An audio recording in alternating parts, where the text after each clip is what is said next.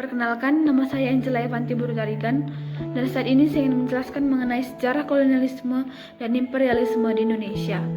Namun, sebelum mendalami materi, mari kita memahami arti dari kolonialisme dan imperialisme. Kolonialisme adalah penjajahan suatu sistem, di mana suatu negara menguasai rakyat dan dari sumber negara lain, tetapi tidak berhubungan dengan negara asalnya. Sedangkan imperialisme adalah sebuah kebijakan di mana negara besar memegang kendali atau pemerintahan atas daerah lain agar negara tersebut bisa berkembang dan terpelihara. Selanjutnya, mari kita melihat negara-negara mana sajakah dari bangsa Eropa yang pernah menjajah Indonesia. Yang pertama adalah bangsa Portugis, yaitu pada tahun 1509 hingga tahun 1595. Yang kedua adalah bangsa Spanyol, yaitu pada tahun 1521 hingga 1692. Yang ketiga adalah bangsa Belanda pada tahun 1602 hingga tahun 1942. Yang keempat adalah bangsa Inggris, yaitu pada tahun 1811 hingga 1816. Sekarang mari kita mendalami mengenai faktor pendorong datangnya bangsa-bangsa Eropa ke Indonesia. Yang pertama adalah jatuhnya Konstantinopel dan Perang Salib. Konstantinopel dulunya merupakan pusat perdagangan jalur sutra untuk bangsa Eropa. Jadi, saat jatuhnya Konstantinopel oleh Ottoman, hal ini membangkitkan semangat penaklukan terhadap pemeluk agama Islam dan juga mengakibatkan jalur perdagangan Asia Eropa yang melewati Laut Tengah kemudian ditutup. Hal tersebut memaksa bangsa Eropa untuk mencari jalur perdagangan baru yang berbekal dengan kemajuan teknologi pelayaran. Bangsa Eropa juga penasaran hingga menyelidiki dari mana asal barang dagangan yang selama ini mereka terima. Akhirnya mereka menemukannya bahwa barang tersebut berasal dari timur, dan hal ini mendorong bangsa Eropa untuk melakukan penjelajahan ke dunia bagian timur. Faktor kedua adalah ambisi 3G, yaitu Gold, Glory, dan Gospel. Gold yaitu emas, berarti mencari keuntungan dengan mengumpulkan bahan-bahan dan barang-barang berharga. Yang kedua adalah glory, berarti menyebarkan kekuasaan seluas-luasnya. Dan yang ketiga, gospel, berarti penyebaran agama. Dan saat itu bangsa barat menganut agama Katolik. Jadi agama yang disebarkan adalah agama Katolik. Namun sebenarnya ambisi 3G ini lebih digelorakan dan dimiliki oleh bangsa Portugis dan bangsa Spanyol. Sekarang mari kita membahas lebih mendalam mengenai negara-negara barat yang pernah menjajah Indonesia. Yang pertama adalah Portugis. Portugis adalah negara yang memulai kolonialisme dan imperialisme di Indonesia. Faktor pendorong datangnya bangsa Portugis ke Indonesia adalah berita keberhasilan Columbus yang menemukan daerah baru. Dan hal ini membuat Raja Portugis yaitu Manuel I menjadi penasaran sehingga dia menyuruh pelaut ulung dari Portugis yang bernama Vasco da Gama untuk melakukan ekspedisi menjelajahi samudra dan mencari daerah penghasil rempah-rempah. Dan setelah melakukan ekspedisi, maka tahun 1498 rombongan Vasco da Gama sampai di Kalkuta dan di Goa di pantai barat India. Dan ternyata rombongan Vasco da Gama telah mempersiapkan pahatan lambang bola dunia dan meletakkan bola tersebut di setiap daerah yang mereka singgahi sebagai tanda bahwa daerah tersebut ditemukan oleh Portugis. Namun, setelah beberapa tahun mereka tinggal di India, bangsa Portugis baru menyadari bahwa India ternyata bukan daerah penghasil rempah-rempah. Mereka mendengar bahwa Malaka merupakan kota pusat perdagangan rempah-rempah, oleh karena itu, dibuatlah ekspedisi lanjutan di bawah pimpinan Alfonso de Albuquerque.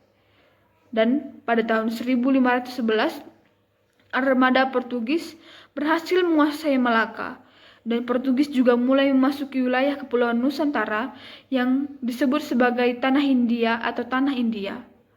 Portugis pun segera memantapkan tempat buruan mereka yang mereka juluki Mutiara Timur, yaitu rempah-rempah yang ada di kepulauan Nusantara, khususnya di Kepulauan Maluku.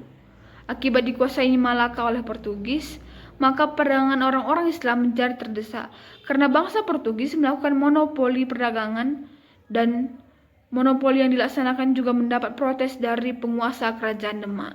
Negara yang kedua adalah negara Spanyol. Sebenarnya, sebelum bangsa Portugis berangkat memulai penjelajahan samudra, bangsa Spanyol berangkat berlayar terlebih dahulu mencari daerah penghasil rempah-rempah.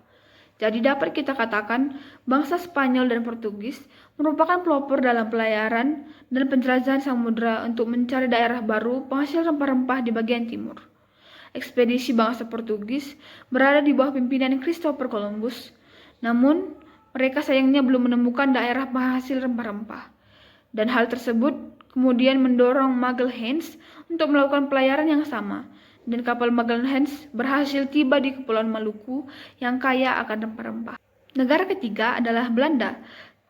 Perlu kita ketahui pertama-tama bahwa pada abad ke-15 Belanda masih menjadi vasal Spanyol.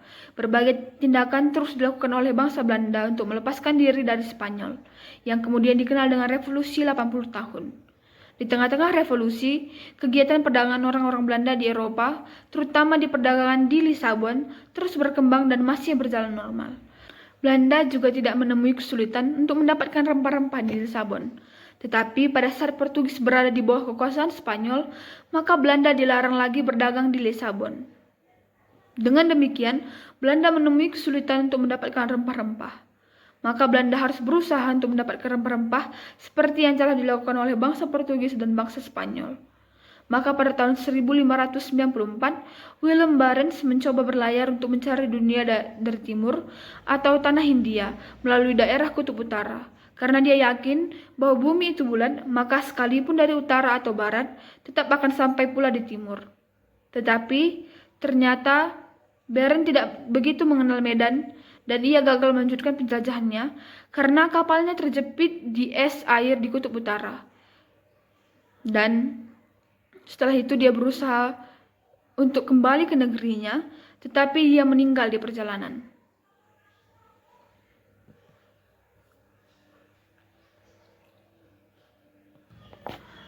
Maka selanjutnya pada tahun 1595, pelaut Belanda yang lain, yakni Cornelius de Houtman dan Peter de Keyser, memulai pelayaran.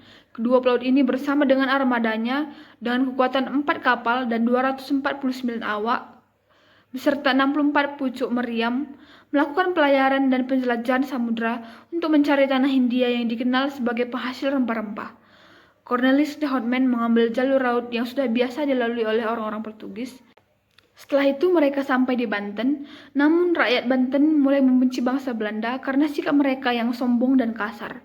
Sehingga Cornelius de Houtman dan armada-armadanya segera meninggalkan Banten dan akhirnya kembali ke Belanda. Namun, akhirnya rakyat Banten pun kembali menerima kedatangan orang-orang Belanda yang mulai melakukan aktivitas perdagangan. Dan di bawah pimpinan Jacob van Eyck, mereka sampai di Maluku pada tahun 1599, dan kedatangan orang Belanda ini diterima baik oleh rakyat Maluku. Dan kebetulan waktu itu Maluku sedang memiliki konflik dengan orang-orang Portugis. Maka kedatangan Belanda ini diterima dengan baik dan diberi kebebasan untuk berdagang. Dan perdagangan orang-orang Belanda di Maluku ini mendapatkan keuntungan yang berlipat. Dan negara terakhir adalah negara Inggris.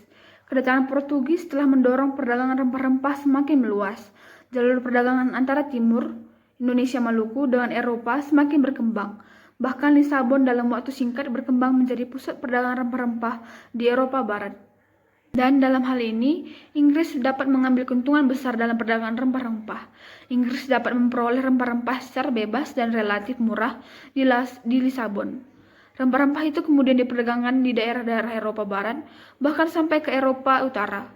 Tetapi karena Inggris terlibat konflik dengan Portugis dan Spanyol, apalagi setelah Portugis berada di bawah kekuasaan Spanyol, maka Inggris pun mulai tidak bebas untuk mendapatkan rempah-rempah di Lisabon. Oleh karena itu, Inggris berusaha mencari sendiri negara penghasil rempah-rempah. Banyak anggota masyarakat, para pelaut, dan para pedagang yang tidak melibatkan diri dalam perang justru mengadakan pelayaran dan penjelajahan samudera untuk menemukan daerah penghasil rempah-rempah.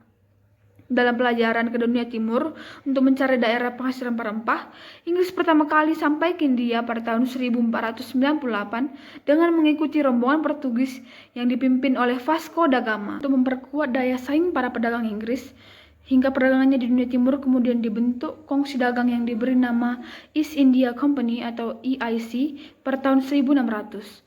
Orang Inggris juga sampai ke Indonesia pertama kali pada tahun 1579 dipimpin oleh Francis Drake dan Thomas Cavendish.